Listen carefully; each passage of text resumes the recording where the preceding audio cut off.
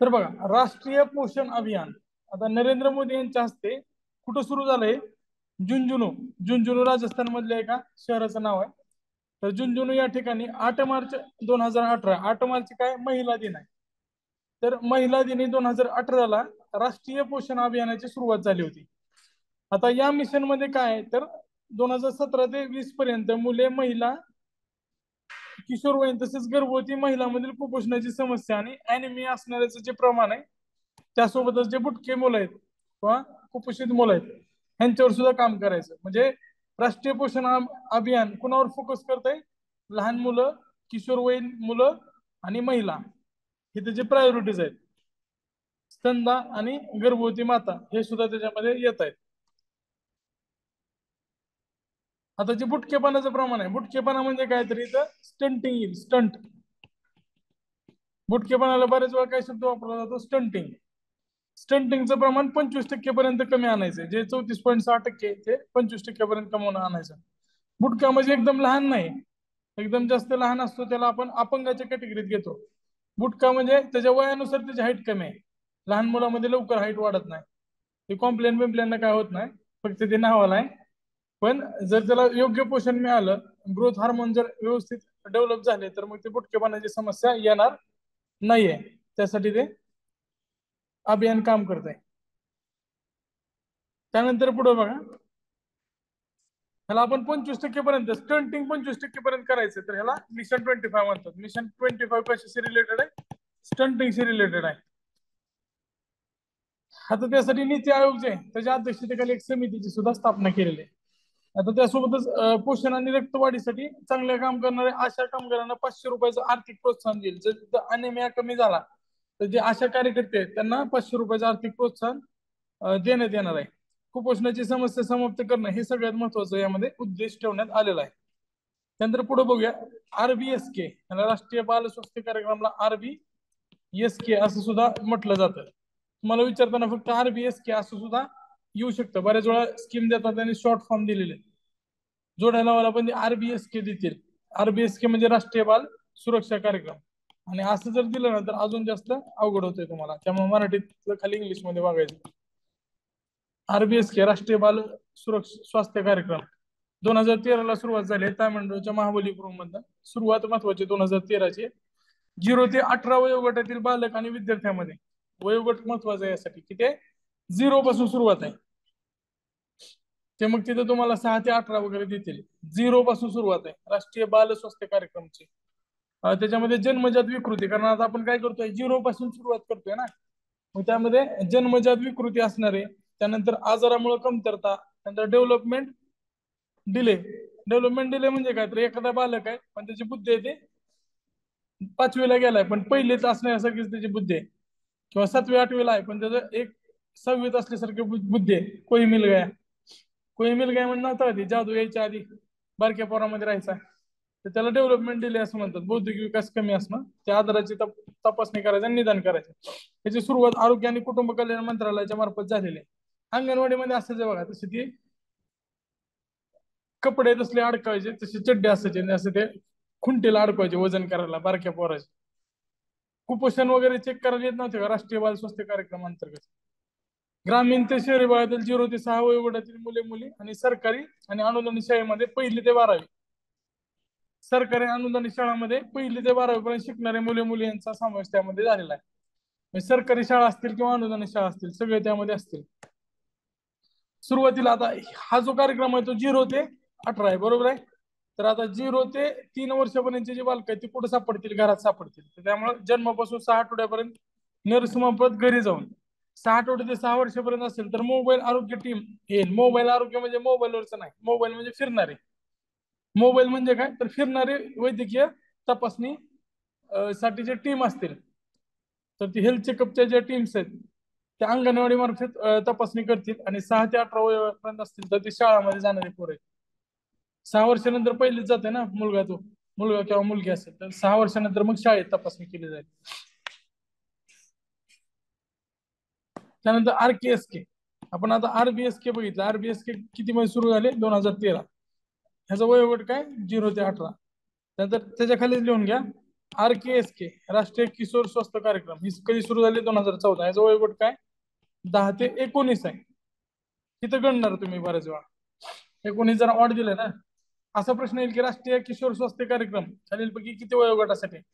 0 ते 18, 6 ते 18, 10 ते 18, 10 ते 19. तर हा जर ऑड आकडा आहे ना, त्यामुळे इथं लिहून घ्या. मी असं लिहून देतोय ना, हे बाजूला लिहित चला. हे प्रश्नासाठी तुम्हाला ज्यावेळेस तुम्ही पेपर द्याल त्यावेळेस तुमच्या लक्षात येईल. कम्पेरेटिव्ह बाल स्वास्थ्य कार्यक्रम 2013 ला सुरू झालाय आणि 0 ते 18 वयोगटासाठी लागू आहे. त्याच्यानंतर हे RBSK जे आहे ते 2014 ला सुरू झाले आणि त्याचा जे कालावधी आहे तो 10 ते 19 वर्षापर्यंतच्या वयोगटासाठी लागू आहे.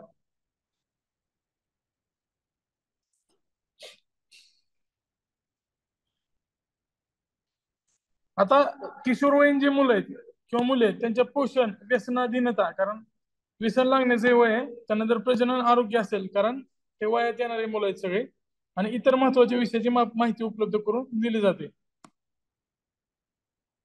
आता यासाठी UNEP सुद्धा काम करत आहे. UNFP United nation population fund या कार्यक्रमामध्ये मानसिक आरोग्य सुधारणे, व्यसनाधीनता, लैंगिक आणि प्रजनन आरोग्य आणि त्यानंतर पोषण. पोषण तर महत्वाचा घटकच आहे, पण हे वाढतं वय असल्यामुळं बाकीच्या गोष्टी सुद्धा महत्वाच्या आहेत. या अंतर्गत 10 ते 19 वर्ष वयोगटातील शहरी आणि ग्रामीण पुरुष आणि महिला म्हणजे मुलं आणि मुलींचा समावेश करण्यात येतो. त्यानंतर प्रधानमंत्री स्वास्थ्य सुरक्षा योजना आतापर्यंत आपण बघितल्या होत्या. जननी सुरक्षा योजना, जननी शिशु सुरक्षा योजना असेल किंवा इंदिरा गांधी महिला योजनाची परत मातृवंदना योजना झाली, PM मातृवंदनाची वैयक्तिक लाभाच्या योजना होत्या.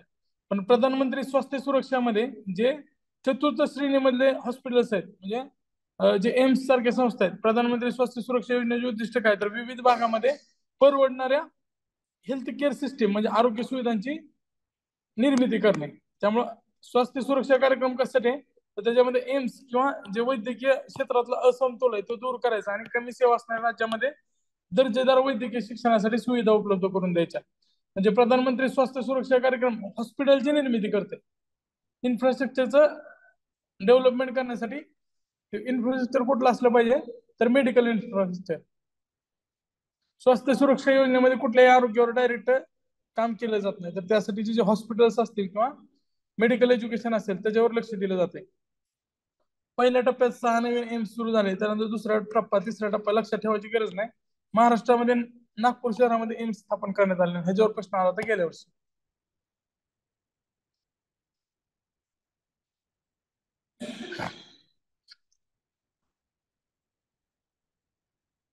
प्रधानमंत्री स्वास्थ्य सुरक्षा कार्यक्रम समजला 2003चा आहे. त्यानंतर जन औषधी योजना 2008 ला सुरुवात झाली, ह्याची 1 जुलै 2015 ला पुनर्रचना करण्यात आली. आता तुम्ही जर बऱ्याच ठिकाणी बघितलं असेल तर स्टेशनवर, पुणे स्टेशनवर पण आहे, जेनेरिक मेडिसिनचं औषध मिळतं तिथं स्वस्तामध्ये, आणि तिथं जन औषधी परियोजना लिहिलेली असते. त्यांनी भाजप असं नाव येतील अशा पद्धतीने भारतीय जन औषधी परियोजना असा जुगाड केलाय. भाजप नाव येईल अशा पद्धतीने. औषधाच्या वाढती किमतीमुळे जे रुग्ण आहेत त्यांना दिलासा देण्यासाठी सुरुवात करण्यासाठी bureau of pharmaceutical undertaking of India. आता हे जे फार्मास्युटिकल कंपन्या आहेत, आता समजा पुण्याचा जर विचार केला तर पिंपरी चिंचवडला हिंदुस्थानी अँटीबायोटिक आहे, अशा बऱ्याचशा कंपन्या आहेत, हापकिन्स आहे, हे सगळ्या फार्मास्युटिकल क्षेत्रातल्या आहेत. तर त्यांना एकत्रित करून bureau of pharmaceutical undertaking of India नावाची जी संस्था आहे त्याच्यामार्फत ही सुरुवात करण्यात आलेली आहे. आणि हे काय करणार आहेत तर 630 जिल्ह्यामध्ये कमीत कमी एक दुकान उभा केलं जाईल जे जेनेरिक मेडिसिन प्रोव्हाइड करेल. ज्याच्याजवळ फार्मसीची पदवी आहे किंवा NGO किंवा एखादी इन्स्टिट्यूट जन औषधी योजनेअंतर्गत दुकान सुरू करू शकते. यामध्ये औषधे ब्रँडेड असणार नाही, मात्र तशीच प्रभावी आणि त्याच क्वालिटीचे असतील. समजतंय? ब्रँडेड नाहीत पण स्वस्तामध्ये जेनेरिक असतील, जेणेकरून स्वस्तामध्ये जे रुग्ण आहेत त्यांना औषध उपलब्ध करून देता येतील. आता यासाठी सरकार काय देते तर दुकान मालकाला सरकारकडून 2 लाख रुपये मदत दिली जाते. आणि तिथं जी कॉम्प्युटराइज्ड सिस्टीम आहे, आता तुम्ही कुठल्याही मेडिकल मध्ये जा तिथे तुम्हाला कॉम्प्युटर कंपल्सरी दिसेल, बिल निघलं पाहिजे असं त्यांच्यावर बंधन टाकलेलं आहे. त्यामुळे कॉम्प्युटर घेण्यासाठी एक्स्ट्राचे 50,000 रुपये सरकार त्यांना देते. 2 लाख रुपये मदत आणि 50,000 रुपये परत कॉम्प्युटरसाठी दिले जाते. टार्गेट काय? तर 2015 पासून जी नवीन स्कीम सुरू झाली त्यानुसार प्रत्येक जिल्ह्यामध्ये एक जनऔषधी स्टोअर उभा करायचा.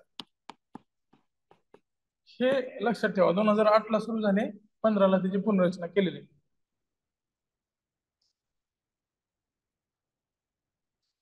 आणि दुकान मालकाला औषधाच्या एमआरपी वर 16% किमान डिस्काउंट दिला जातो. म्हणजे त्याला 16%चा तरी फायदा झाला पाहिजे. त्यानंतर राष्ट्रीय आयुष अभियान. आयुष अभियान नरेंद्र मोदीच्या हस्ते 15 सप्टेंबर 2014 ला सुरुवात झाली. आता 2014 खूप महत्वाचं आहे, आणि याच वर्षी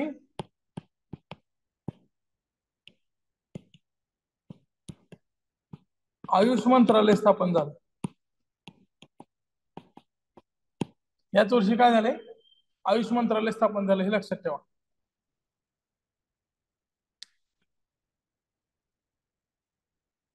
आता आयुष मध्ये बघा, हे तर सुरुवातीला आहे ना तसले साबुदाण्यासारख्या गोळ्या टाकलेल्या होमिओपॅथीच्या, ह्याच्या लोगो मध्ये बघा ना.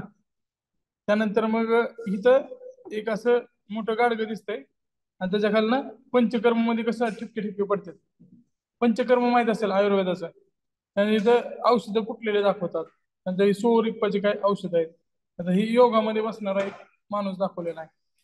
त्याचे काय ते 6 स्ट्रेंथ हे जागृत झालेले. शक्तिमान बघताना नाही का त्याच्या पाठीला जसे टिंब टिंब दिसायचे. तर हे योगाचं दाखवलेलं आहे. आणि त्याचं मिशनचं लोगो पण तसाच तयार केलेला आहे. लोगो पण लक्षात असू द्या. मागास आणि दुर्गम भागातील विशिष्ट गरजांची पूर्तता करणे, त्यामध्ये आरोग्य सेवा आणि शिक्षणाच्या माध्यमातून दुर्गम भागापर्यंत आयुष पोहोचवायचंय. आयुषच्या शिक्षणामध्ये सुधारणा करता येईल. आयुष हॉस्पिटल आणि मेडिकलच्या माध्यमातून ते लोकांपर्यंत पोहोचवायचे. आयुर्वेद, सिद्ध, युनानी आणि होमिओपॅथी हे आयुषमध्ये आहेत. नंतर सोवारिक पवन त्याच्यामध्ये नॅचरोपॅथी पण आहे. आणि आयुष तयार करताना आयुर्वेदा, युनानी, योगा, आयुर्वेदा, योगा, युनानी, सिद्ध आणि होमिओपॅथी या नावाने आयुष तयार झालंय.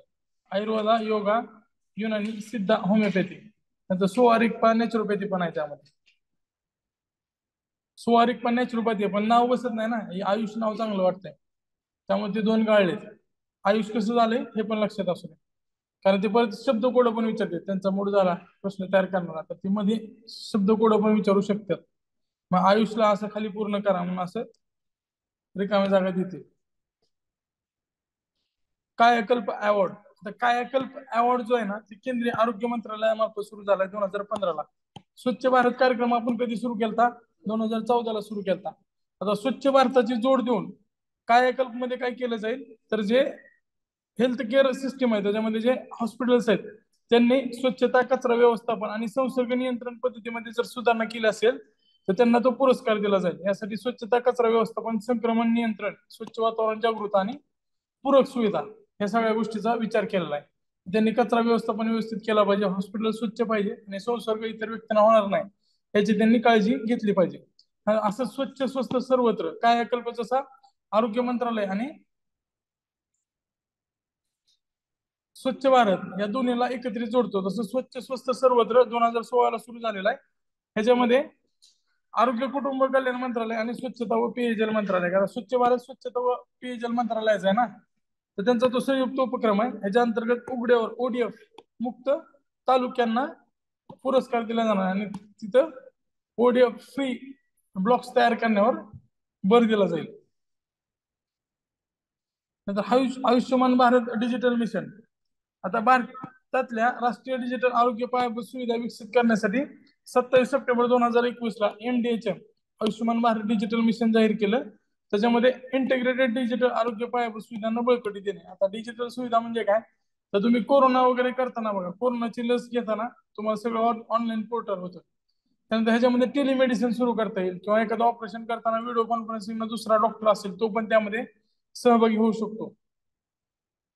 त्यानंतर ई संजीवनी 2019 ला ह्याची सुरुवात झाली कोविड-19च्या पार्श्वभूमीवर. आता कोविडच्या काळात कसं होतं, तर डॉक्टरला आणि पेशंटला कन्सल्ट करायला अवघड होत होतं. तर यामध्ये रुग्ण ते doctor, doctor to patient teleconsultation सक्षम केलं जाईल आणि त्यासाठी ई संजीवनी ऍप्लिकेशन अपग्रेड केलेलं आहे. म्हणजे घर बसल्या मोफत आरोग्य सेवा देणे याद्वारे शक्य होईल. टेलिमेडिसिन म्हणजे काय, तर मोबाईलवर, फोनवर किंवा व्हिडिओ कॉन्फरन्सिंगद्वारे तुम्ही डॉक्टरचं कन्सल्टेशन घेऊ शकताय. म्हणजे नेमकं ई संजीवनी कोरोनाच्या आधीच सुरू झालं होतं.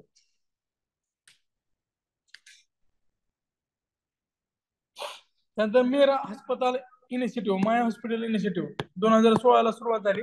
स्वच्छ भारत अभियानाचा भाग म्हणून ते राबवण्यात येते. यामध्ये सरकारी दवाखान्यामध्ये जो अनुभव आलाय, जसं तुम्ही रेल यात्रेमध्ये बघा, रेल्वेमध्ये तुम्हाला मेसेज येतो, तुमची स्वच्छता वगैरे कशी होती त्या बाबतीत फीडबॅक द्या. ते सॅम्पल घेऊन तुम्ही जर रिझर्वेशन केलं असेल तर तुम्हाला मेसेज पाठवतात आणि तुम्ही फीडबॅक द्यायचा असतो. तर मेरा अस्पताल किंवा माय हॉस्पिटल इनिशिएटिव्ह मध्ये काय, तर तुम्ही यानुसार तुमचा रिस्पॉन्स नोंदवता येऊ शकतो. तुमचं त्या सरकारी दवाखान्याबद्दल काय मत आहे, तुम्हाला अनुभव कसे आले, ट्रीटमेंट व्यवस्थित मिळले का, स्वच्छता होती का, या सगळ्या गोष्टीसाठी मेरा अस्पताल इनिशिएटिव्ह किंवा माय हॉस्पिटल इनिशिएटिव्ह सुरू करण्यात आला होता.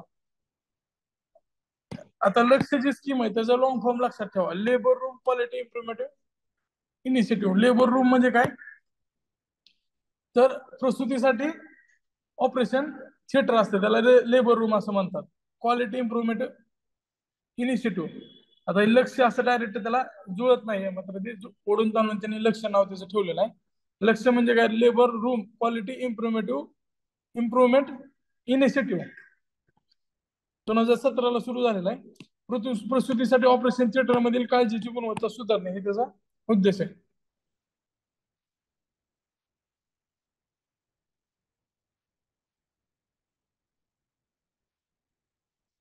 आता जर आपण ह्याची क्वालिटी सुधारली लेबर रूमची, तर काय होईल, तर नवजात मृत्यू विकृती म्हणजे न्यूबॉर्न मॉर्बिडिटी आणि स्टिलबर्थ हे काय प्रमाण कमी होईल. लक्ष आणि फर्स्ट रेफरल युनिट्स मध्ये त्यासोबतच कम्युनिटी हेल्थ सेंटर मध्ये राबवण्यात येईल. ह्याच्यामध्ये प्रसूतीसाठी जे ऑपरेशन थिएटर्स आहेत ते अपग्रेड केले जाणार आहेत. आता याचा फायदा कोणाला होईल, त्याची गर्भवती माता आहेत आणि नवजात बालक आहेत त्यांना त्याचा फायदा होईल. या अंतर्गत पायाभूत सुविधा उभारल्या जाणार आहेत आणि त्यासोबत जे मानवी संसाधन सुद्धा उपलब्ध करून दिलं जाईल. त्यामध्ये नर्स असेल, चांगले डॉक्टर असतील, गायनेक डॉक्टर असतील, त्यासोबत जे कर्मचारी आहेत त्यांची सुद्धा क्षमता वाढवली जाईल, त्यांना सुद्धा ट्रेनिंग दिलं जातं. लेबर रूम आणि मॅटर्निटी ऑपरेशन थिएटरची गुणवत्ता यांचं मूल्यांकन करण्यासाठी NQS national quality assurance standard यांचा वापर केला जाईल आणि त्या स्टँडर्ड नुसार यांचं मूल्यांकन केलं जाणार आहे. आता लसीकरण म्हणजे काय, तर हे प्रिव्हेंटिव्ह मेजर आहे एखादा आजार टाळण्यासाठी. तर लसीकरणासाठीची जी सुरुवात झालेली आहे त्याच्यामध्ये टप्प्याटप्प्याने आपण एक एक कार्यक्रम बघणार आहोत आणि शेवटी आपण त्या सगळ्यांची लिस्ट करूया. सगळ्यात आधी लसीकरण सुरुवात करण्यासाठी एक्सपन्डेंट प्रोग्राम ऑन इम्युनायझेशन अंतर्गत पोलिओ लसीकरणची मोहीम सुरू केली होती. हा जो पहिला कार्यक्रम होता तो एक्सटेंडेड इम्युनायझेशन प्रोग्राम होता, EIP असं सुद्धा म्हटलं जातं. एक्सटेंडेड प्रोग्राम ऑन इम्युनायझेशन किंवा एक्सटेंडेड इम्युनायझेशन प्रोग्राम 1978 ला सुरू झाला होता. त्यानंतर UIP आला. EIP आल्यानंतर पुढचा जो प्रोग्राम होता तो युनिव्हर्सल इम्युनायझेशन प्रोग्राम UIP आला 1985 ला. त्यानंतर पुन्हा 9 डिसेंबर 1995 ला अमिताभ बच्चन ऍड सुरू केली पल्स पोलिओ प्रोग्राम, दो बूंद जिंदगीची. त्यावेळेस पोलिओचा डोस दिला जायचा. 96 ते 97 दरम्यान 0 ते 5 वर्ष वयोगटातील बालकांना लसीकरण केलं जाईल. 99 ते 2000 पर्यंत बूथ सिस्टीम सुरू केली. जसं मतदानाचा बूथ असतो तसं त्या रविवारी सगळ्या गावात ऍडव्हर्टाईज केली जायची, दौंडी वगैरे दिली जायची आणि त्या मुलांना तिथं बूथ वर घेऊन जाऊन लसीकरण देणं साठी जागृती केली. 2020 मध्ये पोलिओच्या लसीकरण कार्यक्रमाला 25 वर्ष पूर्ण झाली, कारण 95 ला सुरू झाला होता. त्याची सिल्वर जुबली म्हणजेच त्याला काय म्हणू शकतो आपण, रजत महोत्सव, सिल्वर जुबली 25 वर्षाची पूर्ण झाली. 1985 मध्ये देशात 1.5 लाख पोलिओचे रुग्ण होते. 91 मध्ये त्याचा लागण दर कमी होऊन 6028 पर्यंत आला आणि 2009 पर्यंत 742 पर्यंत कमी झालं होतं. 2011 मध्ये हे प्रमाण 1 वर आलं होतं. पोलिओचा टाईप 1 चा शेवटचा रुग्ण 2011 ला पश्चिम बंगाल मधल्या हावडा मध्ये आढळला होता.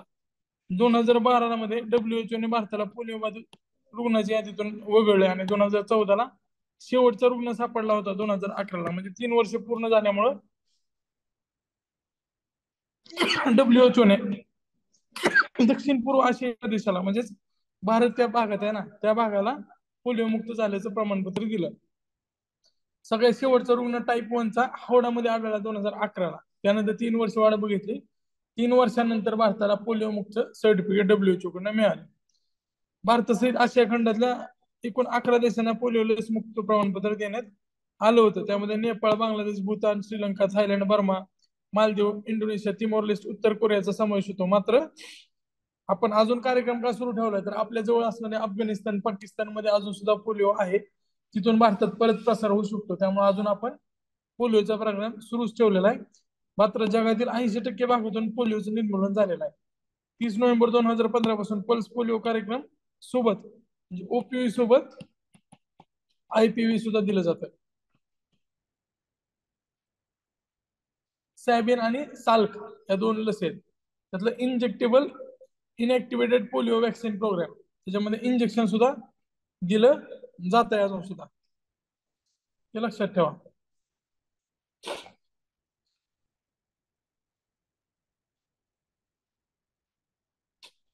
एक मिनिट फक्त.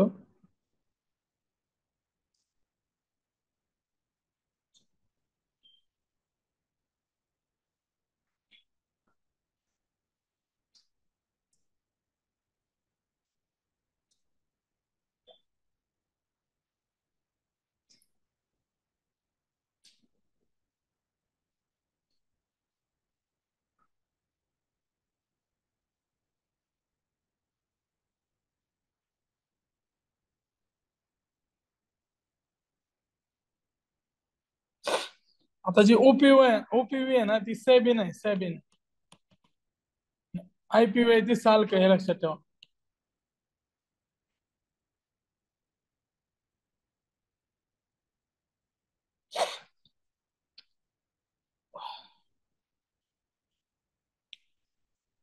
हा कदाचित जो विचारला जाऊ शकतो. साल्क मध्ये आयपीव्ही आहे. आता सगळ्यांना दोन्ही पण आपण सुरू केलेलं आहे. जर तुमचं जन्म 95च्या आधीच असेल तर तुमच्या खांद्याला असं वॅक्सिनचा चट्टा असेल वॅक्सिन दिल्याचा. आधी वॅक्सिन दिल्यानंतर असं फोडायचं आणि ते परत जायचं आणि तिथं त्या ठिकाणी कायमचा डाग व्हायचा. ह्याच्या आधी देवीची वगैरे लस दिली जायची. पण ते खूप आधी आपल्या म्हणजे वडिलांच्या आईला त्या काळात दिली असेल. तो मोठा चट्टा असायचा देवीचा. ते आता देवी हा रोग आपल्या नष्ट झालेला आहे त्यामुळे आता तो दिला जात नाही. त्यामध्ये आसामचा, गुजरात, बिहार, पंजाब, मध्य प्रदेश, उत्तर प्रदेश इथं ही लस दिली जाणार होती जेणेकरून दुहेरी संरक्षण प्राप्त होईल. आता प्रजनन बाल आरोग्य कार्यक्रम म्हणजे रिप्रोडक्टिव्ह आणि चाइल्ड हेल्थ प्रोग्राम ह्याचे सुद्धा वेगवेगळे टप्पे. पहिल्यांदा RCH1 97 ला सुरू केला. त्यानंतर 8 वर्षांनी RCH2 सुरू केला 2005 ला. आणि RMNCH ते पुढे येणार आहे ते परत 8 वर्षांनी सुरू केलेलं आहे. बाल आणि माता मृत्यू दर कमी करणे नावानुसारच आहे ना reproductive and child health program. Reproductive म्हणजे बाल आणि माता मृत्यू दर कमी करण्यासाठी आहे. त्यामध्ये पल्स पोलिओ लसीकरण आणि युनिव्हर्सल इम्युनायझेशन हे कार्यक्रम सुरू करण्यात आले होते. त्यानंतर लसीचे पुढचे टप्पे बघा. 25 डिसेंबर 2014 ला सगळ्यात महत्वाचा इंद्रधनुष्य मिशन सुरू करण्यात आलं. त्याच्यावेळेस मिशन इंद्रधनुष्य म्हणजे 7 लसीचा समावेश केला होता. तर हे लक्षात कसे ठेवायचे बघा. डीपीटी इथं बाजूला लिहून घ्या. डीपीटी, टीबी, हेपॅटायटिस बी त्याला HBV असं सुद्धा म्हटलं जातं. Hepatitis B vaccine, measles and polio.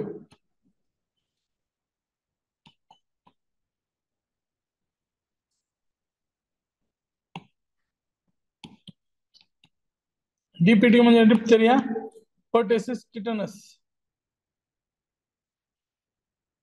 त्यानंतर टीबी, ट्युबरक्युलोसिस, HBV आणि हेपॅटायटिस बी आहे. HBV म्हणजे hepatitis B vaccine, measles and polio.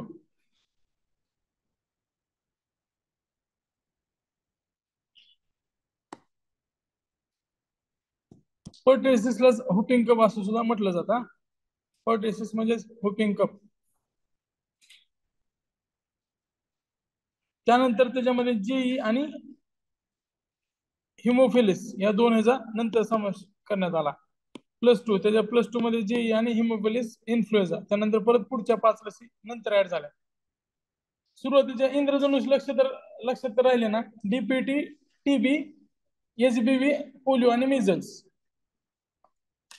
नंतर दुसऱ्या टप्प्यात 5 लसींचा समावेश करण्यात आला. आता लहान मुलांना मिझल रुबेला एकत्रित दिलं जाते. बऱ्याच वेळेस मुलं आजारी वगैरे पडत होती, त्यामुळं वादग्रस्त ठरली होती मिझल रुबेला व्हॅक्सिन. नंतर रोटा व्हायरस हे जुलाबा संदर्भात आहे, त्यात जे इतर ऍड केलेलेच आहे आपण. त्यानंतर हिमोफिलस इन्फ्लुएन्झा आणि इनएक्टिव्ह पोलिओ व्हॅक्सिन. इनएक्टिव्हेटेड पोलिओ व्हॅक्सिन म्हणजेच काय तर आहे साल्कची लस. इनएक्टिव्हेटेड पोलिओ व्हॅक्सिन म्हणजे काय तर साल्कची लस आहे, ते सुधारित पोलिओ इंजेक्शन. साल्क म्हणजे इंजेक्शन. सेबिन आणि इंजेक्शन मध्ये न येते ना, तर ते सेबिन म्हणजे इंजेक्शन नाहीये. सेबिन म्हणजे आपल्या तोंडावाटे जे दिलं जाते त्याला सेबिन. हा हा हा सेबिन. तर सेबिन ओरल आहे. ही योजना राबवण्यासाठी अंगणवाडी कर्मचारी आणि आशा स्वयंसेवकाची मदत घेतली जाते. तुम्ही बघितलं असेल तसा तो डब्बा असतो फ्रीजर सारखा, त्यामध्ये अंगणवाडी कर्मचारीकडे तो डब्बा असतो. या मिशनला मदत करण्यासाठी ग्राम स्वराज अभियानाची सुद्धा मदत घेतली गेलेली आहे, म्हणजे ग्राम विकास अभियानाची सुद्धा मदत घेतली जाते. त्यानंतर इंटेन्सिफाईड मिशन इंद्रधनुष्य 2017 सुरू केला. 2 वर्षापर्यंतच्या प्रत्येक बालकाला नियमित लसीकरण राबवणे आणि ज्याचा समावेश UIP मध्ये झाला नाही अशा बालकांना शोधून काढणे, त्यांच्यापर्यंत पोहोचवणे. तर ह्याचा 2.0चा टप्पा आहे, तो 6 जानेवारी 2020 ला सुरू झाला.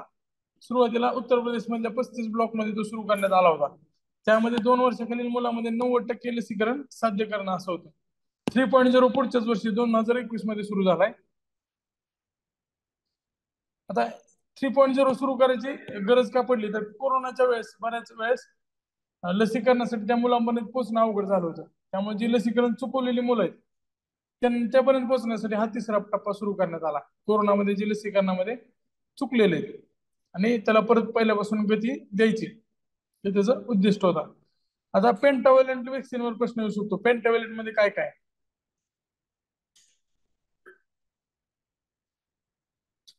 आता HBV म्हणजे काय हे कायम लक्षात ठेवा. HBV म्हणजे हिपॅटायटिस बी व्हॅक्सिन आणि HIV म्हणजे काय तर हिमोफिलिस टाईप बी व्हॅक्सिन.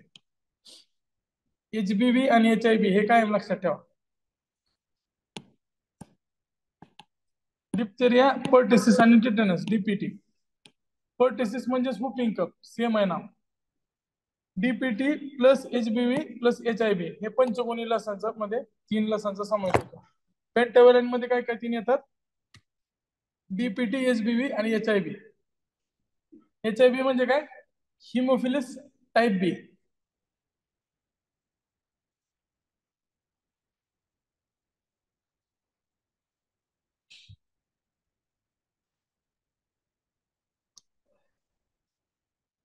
त्यानंतर पुढे जाऊया आपण. पेंटाव्हॅलंट लस आहे ती संवेदनशील आहे, त्यामुळे ती 2 डिग्री तापमान ते 8 डिग्री तापमानच्या दरम्यान ठेवली जाते.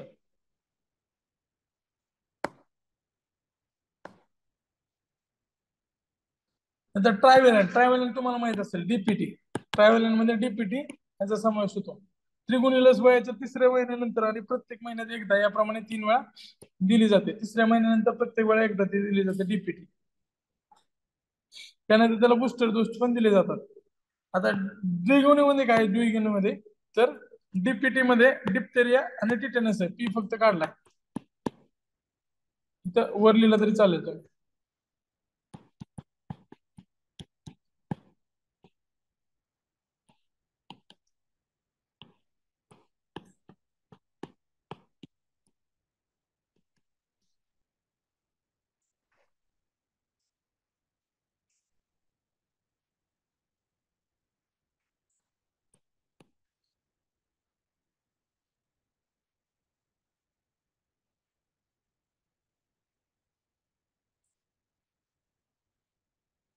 चौथ्या वर्षाचे बुस्टर आहे तो द्विगुणी लस दिला जातं, कारण जो पर्टेसिस आहे डांगेवा खोकला आहे तो 3 वर्षापर्यंत होण्याची शक्यता असते. 4थ्या वर्षानंतर त्याची शक्यता कमी होते. त्यामुळे फक्त DT एवढीच लस दिली जाते, डिप्थेरिया आणि टिटॅनसची. आता महाराष्ट्र शासनाच्या काही योजना आहेत. महात्मा फुले यांच्या नावाने महात्मा ज्योतिबा फुले जन आरोग्य योजना किंवा जीवनदायिनी योजना सुद्धा याला म्हटलं जायचं. संकल्प निरोगी महाराष्ट्राचा अशी टॅगलाईन घेऊन ही योजना सुरू झाली. ह्यामध्ये आई वडील आणि 2 मुलं आहेत, म्हणजे पूर्ण फॅमिलीला इन्शुरन्सचा कव्हर देणे हा या योजनेचा उद्दिष्ट होता. सुरुवातीला नाव व्हायचं राजीव गांधी जीवनदायिनी योजना होती. त्याचं नाव बदलून परत महात्मा ज्योतिबा फुले जन आरोग्य योजना असं करण्यात आलं होतं. आता या योजनेत काय तर पिवळं रेशन कार्ड धारक जे असतील किंवा दारिद्र्य रेषेवरील केसरी रेशन कार्ड धारक, अन्नपूर्णा अंत्योदय धारक, त्यासोबत जे 14 जिल्हे आहेत आत्महत्याग्रस्त मराठवाडा आणि विदर्भाचे 14 जिल्हे, त्यामध्ये सगळ्या शेतकऱ्यांचा समावेश केला. मग त्यामध्ये शेतकरी आत्महत्याग्रस्त असणाऱ्या सगळ्या शेतकऱ्याचा समावेश होणार आहे. त्यासोबतच ह्याच्यामध्ये रोख रक्कम म्हणजेच काय कॅशलेस मेडिकल फॅसिलिटीज दिल्या जातील. कॅशलेस सिस्टीम नुसार काम करणार. कॅशलेस म्हणजे काय तर सरकार डायरेक्ट तिथं पैसे भरेल. लाभार्थी कुटुंबातील एक किंवा अधिक व्यक्तींना वार्षिक विमा संरक्षणासाठी प्रत्येक कुटुंबाला 2 लाख रुपयापर्यंत असणार. आता ते 2 लाखाचे किती केलेत आपण? 5 लाख केले 2023-24 मध्ये.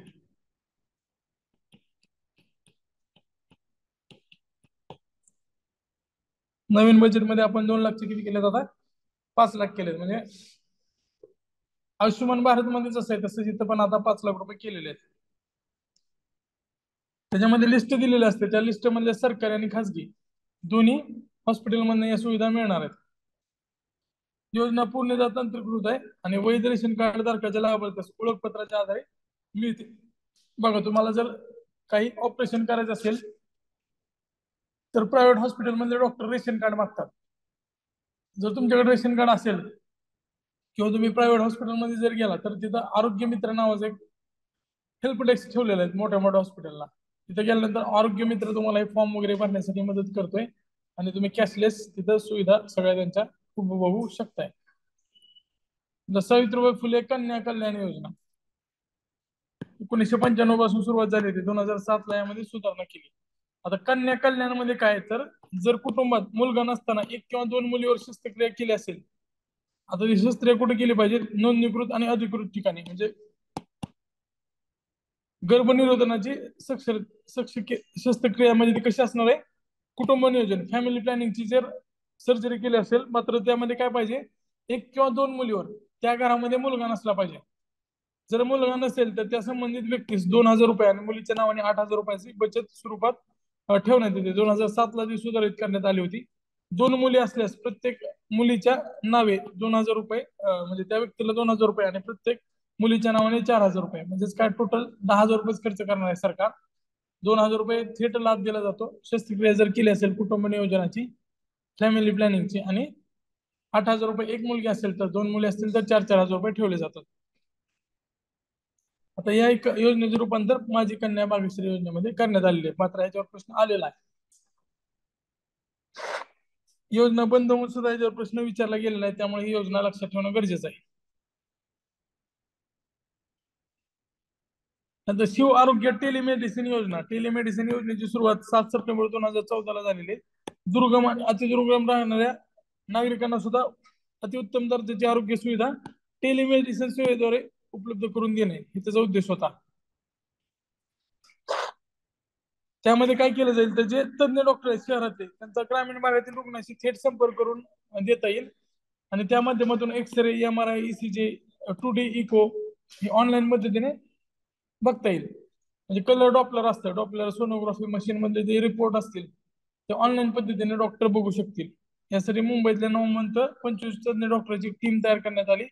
त्यामध्ये कार्डिओलॉजिस्ट पासून ते ऑन्कोसर्जन असतील किंवा मग ऑर्थोपेडिक असतील, नंतर बालरोग तज्ञ, स्त्रीरोग तज्ञ, ENT डॉक्टर्स, हे सगळे त्याच्यामध्ये येणार आहेत. नवसंजीवनी योजना आपण तिथं ट्रायबलच्या टॉपिक मध्ये बघितलेले आहे, आदिवासी विकास मध्ये 96-97 पासून सुरू झालेली अनुसूचित जाती आणि आदिवासी लोकांना, अनुसूचित जमाती आणि आदिवासी लोकांसाठीची ही योजना आहे. एकात्मिक योजना आहे. ह्याच्यामध्ये आरोग्य सुद्धा महत्वाचं आहे.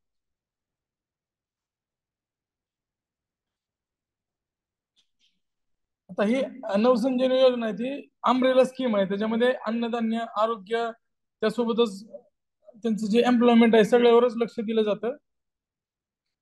फक्त लक्षात ठेवा सुरुवात कधी झाली, बाकी काय तिकडे आपण बघितलेलंच आहे. तर या अंतर्गत मातृत्व अनुदान योजना राबवली जाते. कमीत कमी 15 आदिवासी प्रवण क्षेत्र असलेल्या जिल्ह्यामध्ये गर्भवती मातांची नियमित तपासणी केली जाईल आणि गर्भवती मातांना 400 रुपयाची अत्यावश्यक मदत त्यासोबत 400 रुपयाची औषधे याप्रमाणे एका मातेला 800 रुपयाची मदत दिली जाते. मात्र लाभ मिळवण्यासाठी 3 जिवंत अपत्य कमाल 2 जिवंत आणि 1 गरोदर असणाऱ्या मातांना लाभ दिला जातो. म्हणजे आधीचे 2 अपत्य असतील आणि सध्या जर ती गरोदर असेल तर अशा टोटल 3 बालकांसाठी हा लाभ दिला जातो. तर लक्षात ठेवा, नवसंजीवनी योजनेच्या अंतर्गत आदिवासी महिलांसाठी आदिवासी मातांसाठी ही योजना राबवली जाते.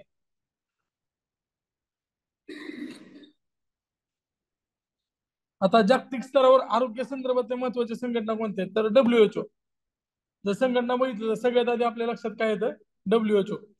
7 एप्रिल 1948 ला स्थापना झाली आणि त्यामुळे आपण 7 एप्रिल हा 1950 पासून आरोग्य दिन साजरा करतोय.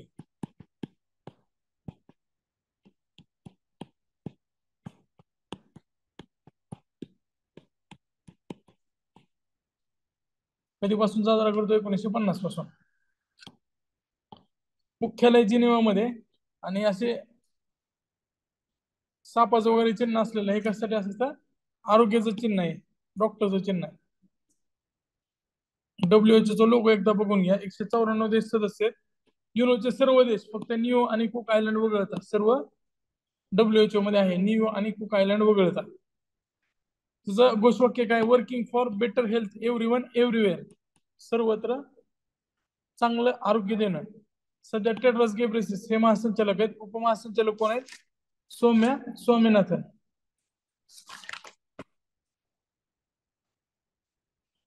आता त्याचे प्रकाशन कोणते तर bulletin of WHO, pan American journal of public health, eastern Mediterranean health journal. आता ह्याच्यामध्ये एक वादग्रस्त मुद्दा झाला होता. 2020 ला राष्ट्रपती डोनाल्ड ट्रम्प यांनी WHO मधून बाहेर पडण्याची घोषणा केली होती. मग नंतर बिडेन सरकार आलं. ट्रम्प सरकार पडल्यानंतर ती घोषणा आहे ती मागे घेतल्याचं परत जाहीर करण्यात आलं. त्यामुळे अमेरिकेचं सदस्यत्व ते अबाधित राहिलं. नंतर अमेरिकेचं ठरलंच होतं आपण आता WHO ना बाहेर जायचं. आता WHO ने काय आणीबाणी जाहीर केलेले आहेत. 2010 ला त्यांनी स्वाईन फ्लू संपूर्ण जगासाठी आणीबाणी जाहीर केली होती. 12 मध्ये मिडल ईस्ट रेस्पिरेटरी सिंड्रोम त्याला मर्स असं नावाने ओळखलं जायचं. सौदी अरेबियासाठी आणीबाणी जाहीर केली होती 2012 मध्ये. मिडल ईस्ट रेस्पिरेटरी सिंड्रोम श्वसन व्यवस्थेसंदर्भातच हा आजार होता मर्स. नंतर झिका झिका व्हायरस युरोपमध्ये पसरला होता 2015 ला. झिकाची सुरुवात झाली होती. त्यानंतर 2015 मध्येच इबोला पश्चिम आफ्रिकेमध्ये पसरला होता. 2018 मध्ये इबोलासाठी कांगो करिता आणीबाणी जाहीर केली होती. 2021 मध्ये कोरोना व्हायरस संपूर्ण जगात हा पॅन्डेमिक होता. एंडेमिक नव्हता तर पॅन्डेमिक होता. पॅन्डेमिक म्हणजे पूर्ण जगभरात पसरलेला त्यामुळे कोरोना पॅन्डेमिक असं म्हटलं जातं. आता WHO ही युनोची एक स्पेशलाइज्ड एजन्सी आहे. आता कशा अंतर्गत काम करते इकोसॉक मी तुम्हाला आधी सांगितलंय. कुठलीही संघटना असेल तर ती कोणाच्या अंडर येणार आहे इकोसॉकच्याच.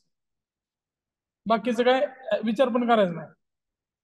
समजते सचिवालय आमसभा इकोसॉक त्यानंतर त्यांची जी ट्रस्टीशिप परिषद आणि परत त्यांचं इंटरनॅशनल कोर्ट ऑफ जस्टिस हे 5 वेगवेगळे अंग आहेत. त्यामधल्या बाकी सगळ्या एजन्सी असतील किंवा संघटना असतील ते डोळे झाकून इकोसॉकच्या अंडर लिहायचं. UN डेव्हलपमेंट ग्रुपची ती सदस्य संस्था आहे. आता संघटनेची रचना कशी आहे तर प्रत्येक सदस्य राष्ट्राकडून 3 प्रतिनिधी तिथे पाठवले जातात. धोरण ठरवणारी ही जागतिक आरोग्य परिषद जी काउन्सिल आहे ही सर्वोच्च परिषद आहे. ह्याचं जे अधिवेशन आहे ते मे महिन्यात भरतं. युनोचं सप्टेंबर महिन्यात भरतं लक्षात ठेवा कंपॅरिझन करून. ह्याचं दरवर्षी मे महिन्यात भरतं. आता या काउन्सिलची कामं काय तर संघटनेची जी पॉलिसी आहे ती ठरवणे, महासंचालकाची नेमणूक करणे आणि WHO चे वार्षिक अर्थसंकल्प तयार करणं त्याला मान्यता देणं. म्हणजे ह्याचं काम कसं आहे तर सेम आमसभेसारखं काम आहे. सेम जनरल असेंब्ली सारखं काम आहे.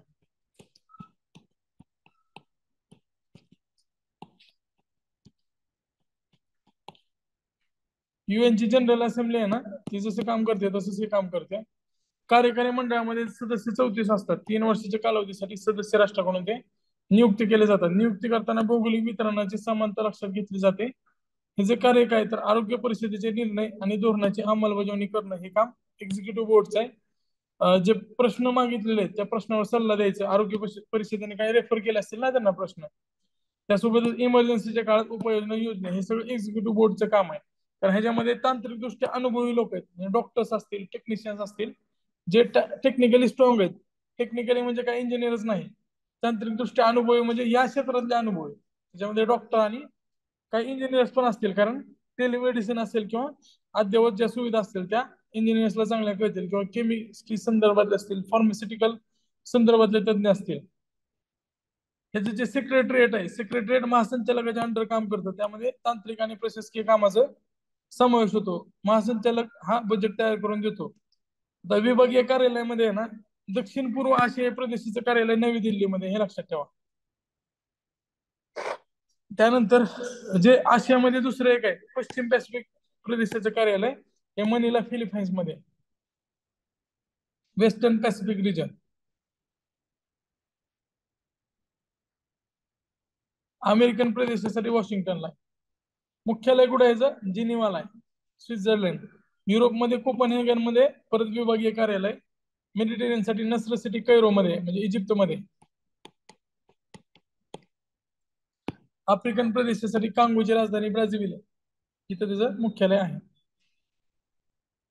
WHO चे उद्दिष्ट काय? तर आरोग्य कार्याचे निर्देशांक आणि समन्वयक म्हणून पाहणे, तांत्रिक सहकार्याला चालना देणे, संबंधित देशाच्या विनंतीनुसार आरोग्य सेवा मजबूत करण्यासाठी सरकारला मदत करणे, सरकारच्या विनंती आणि स्वीकृतीनुसार योग्य तांत्रिक सहाय्य देणे, आपत्कालीन परिस्थितीत आवश्यक ती मदत करणे. इमर्जन्सी असेल तर WHO लगेच ऍक्शन मध्ये येते, ते मदत करते पण. किंवा महामारी असेल, जर कुठली साथ पसरली असेल, किंवा स्थानिक रोगाच्या प्रतिबंधासाठी सुद्धा WHO काम करते. हे सगळं बोलवच्चन आहे, तुम्हाला माहिती आहे. मात्र हे सगळं युनोच्या वेबसाईटवर त्यांनी त्यांची ऑब्जेक्टिव्ह अँड त्यांचे काय रिस्पॉन्सिबिलिटीज त्या दिलेले आहेत. बायोमेडिकल किंवा आरोग्य सेवा संशोधनाला चालना देणे, ज्यावेळेस कोरोना आला होता त्यावेळेस WHO ने सुद्धा फंड्स दिले होते रिसर्च अँड डेव्हलपमेंटसाठी. त्यासोबतच वैद्यकीय आणि आरोग्य क्षेत्रातील प्रशिक्षण आणि अध्यापनाच्या मानकांना प्रोत्साहन देणे. त्यानंतर जैविक फार्मास्युटिकल आणि त्या उत्पादनासाठी एक स्टँडर्ड तयार करायचं, त्याला उत्तेजन देणे. निदान प्रक्रियेचे मानकीकरण करणे. निदान प्रक्रिया म्हणजे काय काय टेस्ट असायचे बघा, रामदेव बाबांना पण आणलं होतं कोरोनिल, काय तरी कोरोनिल वगैरे काय तर होतं, त्याला मान्यता नव्हती. त्यानंतर ते फसलं, कोर्टात केस पण गेली होती, त्यांनी बरेच दावे केले होते त्यामध्ये. WHO सुद्धा RT-PCR वगैरे असेल तर त्या निदान प्रक्रिया म्हणजे काय, तर आपण जे टेस्ट करतोय, म्हणजे जे सगळे लॅब मध्ये टेस्ट होतात आणि ज्याच्यानं आपण व्हेरीफाय करतो, त्याला मला एक स्पेसिफिक शब्द लक्षात येणार इंग्लिश मध्ये, तर त्याला निदान प्रक्रिया असं म्हणतात. जर समजा RT-PCR टेस्ट केला आणि जर तुम्हाला त्यानंतर कळलं की कोरोना आहे का नाही, डायग्नोसिस, बरोबर आहे. डायग्नोसिस म्हणजे काय, तर निदान प्रक्रिया. मानसिक आरोग्याच्या क्षेत्रातील कार्याला चालना देणे. आता गावी आपण मागे पण बघितलं होतं, global alliance for vaccine and immunisation, त्याचं मुख्यालय जिनिव्हामध्ये 2000 ला स्थापना झालेली. सार्वजनिक खासगी जागतिक आरोग्याच्या भागीदारीची संस्था आहे. याचे उद्दिष्ट काय होतं, तर गरीब देशामध्ये लसींचा पुरवठा करणे. नावातच काय, global alliance for vaccine and immunisation. गावी, गावी लक्षात ठेवा, 2000 ला याची स्थापना झालेली आहे. याने कोरोनामध्ये खूप चांगलं काम केलं होतं. आता बऱ्याच देशामध्ये जिथे लस पोचू शकत नाही आणि गरिबी खूप जास्त आहे, तिथे गावी काय करते, तर त्या मुलांचं लसीकरण झालं पाहिजे यासाठी काम करते. 2000 मधील 59% वरून लसांचं जे कव्हरेज आहे, गटसप म्हणजेच काय, डिप्थेरिया, ह्याचं जे प्रमाण आहे ते 81% पर्यंत वाढवण्यास त्याने प्रयत्न केलेला आहे. बालमृत्यूचं प्रमाण सुद्धा निम्म्याने कमी करण्यात गावीने योगदान दिलेलं आहे. आता भारतातल्या काही संस्था आहेत बघा, ICMR, Indian council for medical research, ह्याचं नाव जे आहे ते 1949 ला नाव असं देण्यात आलंय. 1911 ला इंडियन रिसर्च फाउंडेशन अलायन्स असं काय त्याचं नाव होतं. त्याचं रूपांतर ICMR मध्ये झालं. ICMR लक्षात ठेवा, मुख्यालय नवी दिल्लीला आहे. आता बायोमेडिकल संशोधनासाठी निर्मिती, समन्वय आणि संवर्धन हे सगळे करणारी जगातील सर्वात जुनी असणारी आणि भारतातील सर्वात मोठी आणि सर्वोच्च संस्था आहे.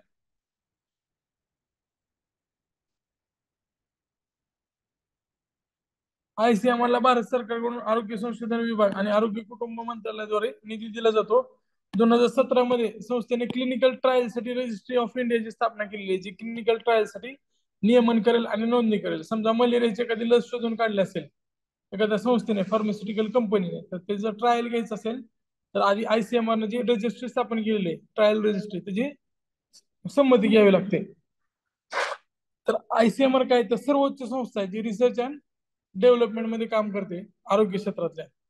वैद्यकीय क्षेत्रात संशोधन आणि विकास प्रोत्साहन देते, त्यासाठी निधी उपलब्ध करून देते, आणि त्यासोबतच जे IPR आहेत, इंटेलेक्च्युअल प्रॉपर्टी राईट्स, ते प्राप्त करण्यासाठी सुद्धा मदत करते. IPRचं संरक्षण केलं तरच मग असे काय शोध वगैरे लावण्यासाठी लोक पुढे येतील, किंवा कधी संस्था त्यामध्ये स्वतः इन्व्हेस्टमेंट करेल ना. IPR महत्वाचा आहे. जर एखाद्याने शोध लावला आणि त्याचं कॉपी करून दुसऱ्या संस्था त्यापासून औषध बनवायले, तर मग संशोधन होणार नाही. तर त्यासाठी ICMR काळजी घेते. The Indian national medical commission, आता ह्याची नुकतीच स्थापना झालेली आहे 25 सप्टेंबर 2020, MCIच्या जागी.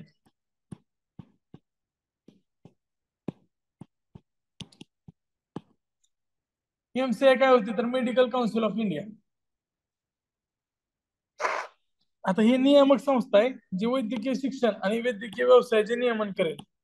आधी मेडिकल काउन्सिल ऑफ इंडियाकडे रजिस्टर केलं जायचं, आता नॅशनल मेडिकल कमिशन स्थापन झालेलं आहे. आयोग वैद्यकीय पात्रतेस मान्यता देते आणि वैद्यकीय महाविद्यालयांना सुद्धा मान्यता देते. आता जर तुम्हाला वैद्यकीय व्यवसाय करायचा असेल, तुम्हाला हॉस्पिटल टाकायचं असेल किंवा प्रॅक्टिस करायची असेल, तर त्यासाठी तुम्हाला व्यावसायिक नोंदणी करावी लागेल, आणि त्या नोंदणीला मंजुरी देण्यासाठी नॅशनल मेडिकल ऑफ कमिशन ची स्थापना केलेली आहे. नॅशनल मेडिकल कमिशन त्या डॉक्टर्सना मंजुरी देते, नोंदणी करून घेते, प्रॅक्टिस करणाऱ्या डॉक्टर्सचं निरीक्षण करते आणि पायाभूत सुविधांचं सुद्धा मूल्यांकन करते. नॅशनल मेडिकल कमिशन ही अपेक्स संस्था आहे जी शिक्षण आणि त्यासोबतच प्रॅक्टिस या दोन्ही क्षेत्रामध्ये काम करते. नंतर भारत बायोटेक इंटरनॅशनलची लिमिटेड ही प्रायव्हेट कंपनी आहे, फार्मास्युटिकल कंपनी आहे. स्थापना 1996 ला झालेली. संस्थापक कृष्णा इला होते, मात्र आता ही फोकस मध्ये काय आली होती, तर त्याने नुकतंच बऱ्याच कोवॅक्सिन नावाची लसीची स्थापना केली होती. यानं ह्याच्या आधी बऱ्याच लसीची सुरुवात केलेली आहे. रोटा व्हायरसवर असणारी रोटावॅक, बायो पोलिओ असेल किंवा टायबर TCV असेल, कोमोवॅक असेल, जेनवॅक असेल, अशा बऱ्याच लसीची निर्मिती केलेली आहे. मात्र भारत बायोटेक कोवॅक्सिन मुळे चर्चेत आली होती. त्याचं मुख्यालय लक्षात ठेवा हैदराबाद मध्ये. तर सिरम इन्स्टिट्यूट ऑफ इंडिया जगातल्या सगळ्यात जास्त कोरोना लसीची निर्मिती करणारी कंपनी होती. जे संस्थापक सायरस पुनावाला आहेत आणि सध्या आदर पुनावाला हे त्या कंपनीचं नेतृत्व करतायत. आता ही जी कंपनी सिरम, ती इन्सुलिन साठी फेमस झाली होती. जुनं इन्सुलिन आहे ती घोड्याच्या स्वादुपिंडापासून तयार केलं जायचं, आणि सायरस पुनावालाचा मेन बिझनेस होता घोड्यांचा. पुण्यामध्ये जर तुम्ही रेसकोर्स बघितलं असेल, पुण्याचं रेसकोर्स, तर ते ह्यांना लीजवर देण्यात आलं होतं. त्यानंतर पुढे ह्यांनी फार्मास्युटिकलची कंपनीची स्थापना केली सायरस पुनावालांनी, आणि त्यानंतर ते आदर पुनावालांनी पुढे नेली. 1966 ला जी स्थापना आहे. भारतामध्ये कोरोना संदर्भात सर्वाधिक वापरली जाणारी कोविशिल्डचं उत्पादन या सिरम इन्स्टिट्यूट ऑफ इंडियाने केलं होतं.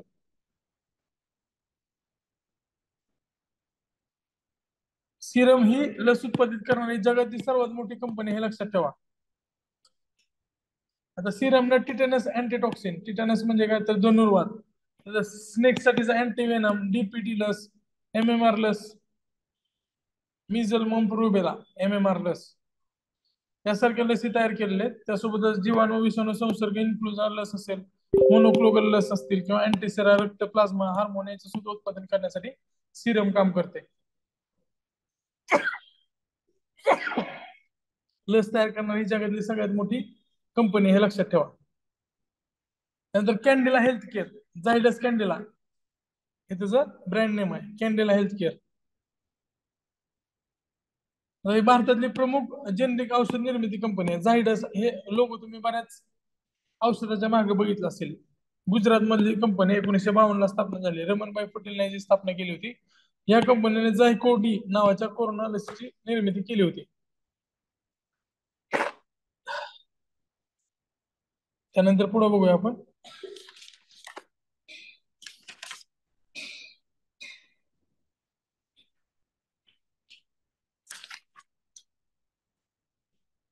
आता काय महाराष्ट्रातल्या संस्था आहेत ज्या मेडिकल क्षेत्रात आघाडीवर आहेत किंवा नियंत्रित करतात. तर सगळ्यात महत्वाचं MUHS 1998 ला स्थापना झाली. याच्या आधी वैद्यकीय शिक्षणाची जबाबदारी त्या विद्यापीठावर देण्यात आली होती. मात्र डेडिकेटेड एकच असावं, जसं आपण टेक्नॉलॉजीसाठी लोणेरेमध्ये विद्यापीठ स्थापन केलं होतं, बाबासाहेब आंबेडकर टेक्नॉलॉजिकल युनिव्हर्सिटी. त्याच पद्धतीने एमयूएच ची स्थापना झाली होती, Maharashtra university of health science. जे काय आरोग्यविषयी कोर्सेस असतात मेडिकल क्षेत्रातले, ते सगळे नियंत्रित एमयूएचएस करतात. आता याची स्थापना नंतर महाराष्ट्र आरोग्य विज्ञान विद्यापीठ कायदा 1999 करण्यात आला आणि याला वैधानिक दर्जा देण्यात आला. म्हणजे स्थापना आधी आणि कायद्यानंतरच आहे. त्याचं ठिकाण कुठे आहे तर नाशिकला, आपल्या सगळ्यांना माहिती आहे. आरोग्य विज्ञान विद्यापीठ नाशिकला आहे. त्याचं जे ब्रीद आहे ते स्वास्थ्य रक्षण आहे आणि विज्ञान अनुसंधान आहे समर्पित. अनुसंधान म्हणजे संशोधन असं लिहिलेलं आहे. आता तुम्हाला अजून एक पुढे गंमत दाखवतो. संशोधन नसणारी संस्था आहे त्याच्यामध्ये शिक्षण लिहिलंय आणि शिक्षणाची जी संस्था आहे त्यामध्ये संशोधन लिहिलंय. त्यामुळे तुमचं बऱ्याच वेळा गंडू शकतंय. त्याच्या लोगो मध्ये सुद्धा आहे विज्ञान अनुसंधान आहे समर्पित, अनुसंधानासाठी समर्पित आहे. महाराष्ट्रातील सर्व आरोग्य शिक्षण देणाऱ्या संस्था या विद्यापीठाशी संलग्नित आहेत. आरोग्य शिक्षण, मार्गदर्शन, प्रशिक्षण आणि संशोधन यासाठी या विद्यापीठाची स्थापना झाली होती. याच्यामध्ये कुठले कुठले कोर्स आहेत तर BMS, MBBS, BHMS, BUMS युनानीसाठी, BDS nursing आणि जे काही पदव्युत्तर कोर्स आहेत MDMS आणि PG डिप्लोमा सारखे कोर्सेस या विद्यापीठाच्या अंडर येतात. पुढची जी संस्था आहे ती director of medical education research. Medical education research आहे ही 1970 ला मुंबईमध्ये स्थापन झाली होती. ह्याचे जे ब्रीद वाक्य आहे त्याच्यामध्ये आरोग्य शिक्षण आहे समर्पित आहे. जर तुम्हाला जोड्या लावायला दिलं तर तुमचं 100% गणणार आहे. तिथं अनुसंधान लिहिलंय मात्र ती विद्यापीठ आहे. तिथं शिक्षणालय लिहिलंय, शिक्षण आहे समर्पित लिहिलंय मात्र ही एज्युकेशन रिसर्च आहे. हे लक्षात ठेवा, विशेष लक्षात ठेवा.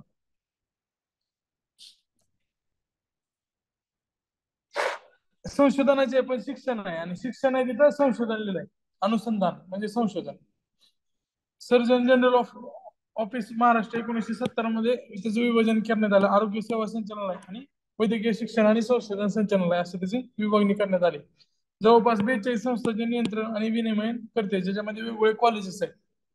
गव्हर्नमेंटचे जे कॉलेजेस असतील, BDS कॉलेजेस असतील, हॉस्पिटल असतील, त्याचं नियंत्रण करण्याचं काम हे director of medical education research करते. 11 शासकीय वैद्यकीय महाविद्यालय सुद्धा त्या संदर्भात ह्याच्या अंडर येतात. 3 BDS कॉलेजेस आहेत. त्या संस्थांमध्ये संशोधनास चालना देणे, तिथं जे शिक्षण चालतं त्याचं नोंदणी करणं. वैद्यकीय शिक्षणाच्या प्रवेशासाठी जे MSCET आधी घेतली जायची आता नीट घेतली जाते. बरोबर आहे ना. नॅशनल एंट्रन्स टेस्ट जी घेतली जाते ही नीट घेतली जाते. ह्याच्या आधी MSCET घेतली जायची, तर ती सुद्धा या वैद्यकीय शिक्षण आणि संशोधन संचालनालयामार्फत घेतली जायची. ह्याच्याकडे काय काम आहे तर मेडिकल कॉलेजेस असतील किंवा जे हॉस्पिटल असतील गव्हर्नमेंटचे त्याच्यावर लक्ष ठेवायचं आणि तिथं जे संशोधन होईल त्याला चालना द्यायची. नंतर महाराष्ट्र मेडिकल काउन्सिल, महाराष्ट्र वैद्यकीय परिषद कायदा 1965 ला आला होता. त्या अन्वये 1970 ला ह्याची स्थापना झालेली आहे. त्याच्या आधी बॉम्बे मेडिकल काउन्सिल होतं, त्या ठिकाणी हे महाराष्ट्र वैद्यकीय परिषदेची निर्मिती झालेली आहे. आता वैद्यकीय व्यवसाय करणाऱ्या डॉक्टरांची नोंदणी करणं हेच काम आहे. महाराष्ट्रात जर तुम्हाला प्रॅक्टिस करायची असेल तर या महाराष्ट्र मेडिकल काउन्सिलकडे नोंदणी करावी लागते आणि केंद्राने नॅशनल मेडिकल कमिशनची स्थापना केलेली आहे. आता डॉक्टरसाठी मूलतत्व आणि मार्गदर्शक तत्वे तयार करणे आणि त्याची अंमलबजावणी करणे हे ह्याचं काम आहे. नंतर Maharashtra state AIDS control society ह्याचा उल्लेख आला होता. एड्स कंट्रोलच्या टॉपिक मध्ये स्थापना 1998 ला आहे. मुंबईमध्ये मुख्यालय आहे. ह्याचं जे ब्रीद वाक्य आहे every step towards AIDS free Maharashtra जाने समजे जुग जुग दिए. बऱ्याच वेळा ह्याच्याकडनं ऍडव्हर्टाईज वगैरे केली जाते. Maharashtra state AIDS control society, AIDS मुक्त महाराष्ट्र स्वप्न नवे ध्येय हे त्याचं ब्रीद वाक्य आहे. आता ह्याची सुरुवात किती झाली तर भारतात एड्सचा रुग्ण पहिला 1986 ला सापडला. त्या वर्षी राष्ट्रीय एड्स समिती ही उच्चस्तरीय समिती केंद्र स्थापन केली होती. 92 मध्ये नॅकोची स्थापना झाली आणि याच धर्तीवर 1998 ला नॅको नंतर महाराष्ट्र राज्य एड्स नियंत्रण सोसायटीची स्थापना करण्यात आली. 92 मध्ये नॅको आहे, नॅशनल एड्स कॉर्पोरेशन, आणि त्यानंतर नॅको नंतर 98 मध्ये MCACS ची स्थापना झालेली, महाराष्ट्र एड्स कंट्रोल सोसायटी.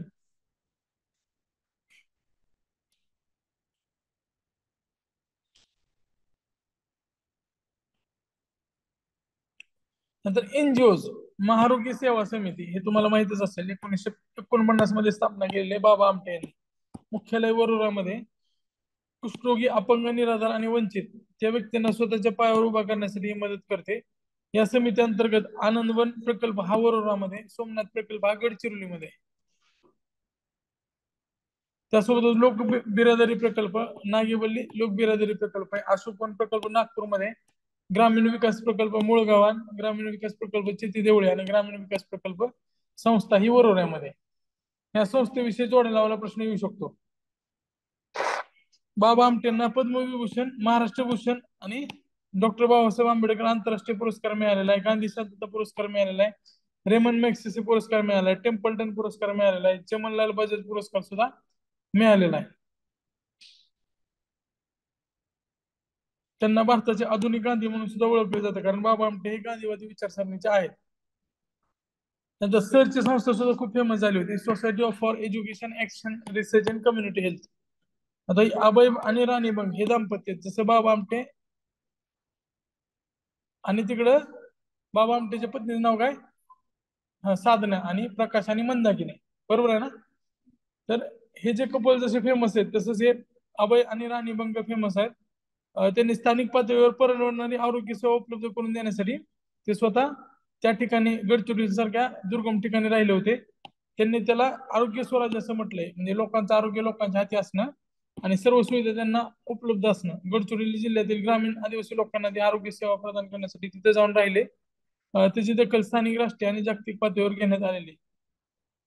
सर्वात गरीब लोकांसाठी त्या सेवेत त्यांनी क्रांती घडवून आणण्याचं काम केलंय. आणि त्यांनी जे काम केलंय त्याचे दखल जागतिक आरोग्य संघटना युएनएसएफने सुद्धा त्यांच्या बालकावर उपचार करण्याच्या दृष्टिकोनाचा स्वीकार केलेला आहे. त्या दोघांना महाराष्ट्रभूषण, पद्मभूषण या पुरस्काराने सन्मानित करण्यात आलेलं होतं. त्यानंतर प्रधानमंत्री आत्मनिर्भर आरोग्य योजना 2021च्या बजेटमध्ये आत्मनिर्भर पॅकेज आणला होता, त्यापैकी 64,180 कोटी रुपये या पॅकेज मध्ये दिले होते. ते पैसे कुठे गेले कोणालाच माहित नाही. परत योजना चालू केल्या, त्यामध्येच हे पैसे नंतर वापरले गेले पुढच्या 6 वर्षासाठी. ई संजीवनी योजना ही सरकारी योजना आहे, ज्याच्यामध्ये ऑनलाईन ओपीडी डॉक्टरचा सल्ला दिला जाईल. ई संजीवनी ही भारत सरकारने नागरिकांना दिलेली पहिली ऑनलाईन ओपीडी आहे. याची सुरुवात नोव्हेंबर 2021 मध्ये करण्यात आली होती. त्याला नॅशनल टेलिमेडिसिन सर्व्हिस असं सुद्धा म्हटलं जातं. हे काय तुम्हाला माहितच आहे. त्यानंतर ऑपरेशन धैर्य. आता हे धैर्य ऑपरेशन जे होतं ना, ते सुद्धा महाकवच मोबाईल मार्फत राबवलं जाईल, जेणेकरून टेलिमेडिसिन हेल्पलाईनच्या माध्यमातून कोरोनाची प्राथमिक चाचणी सेल्फ असेसमेंट टूल सुद्धा विकसित करण्यात येईल.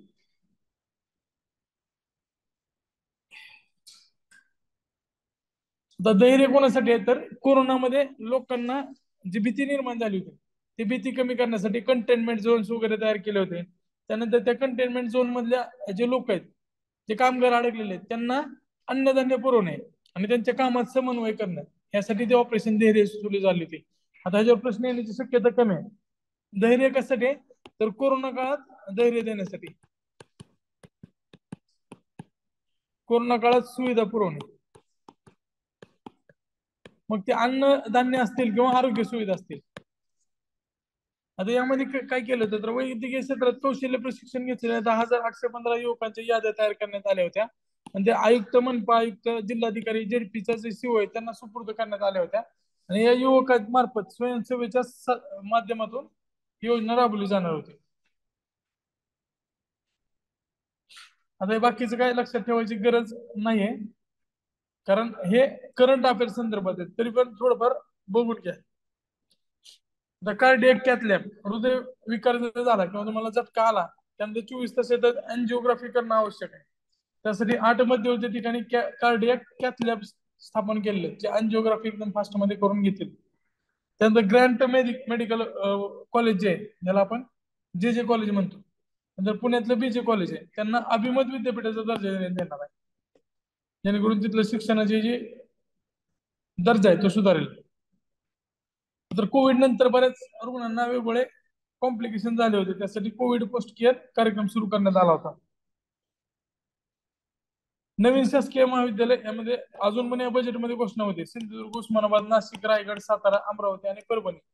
यामध्ये नाशिक सोडलं तर बाकी सगळे ठिकाणी थोडे महाग असतात आणि तिथं आरोग्य शिक्षणाची कुठली सुविधा उपलब्ध नाही.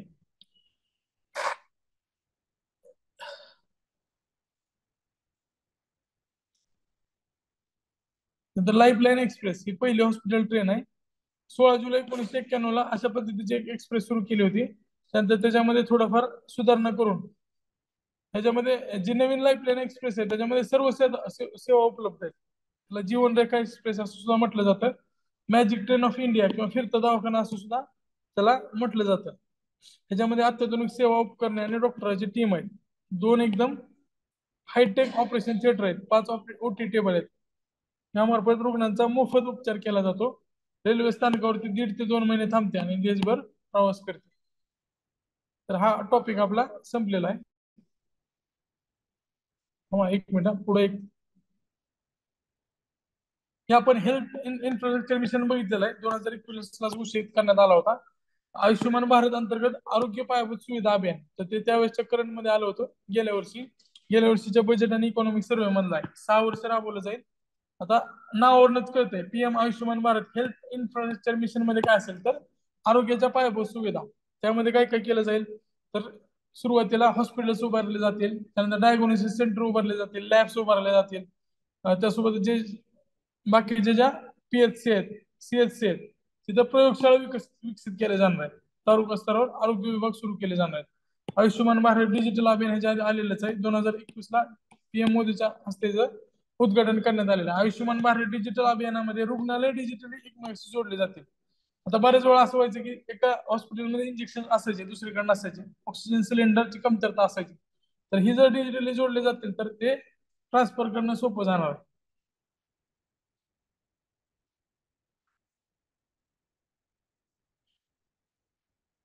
तर इथं हा टॉपिक आपला संपतोय. आता आपण पुढे त्याच्यावरचे प्रश्न बघणार आहोत.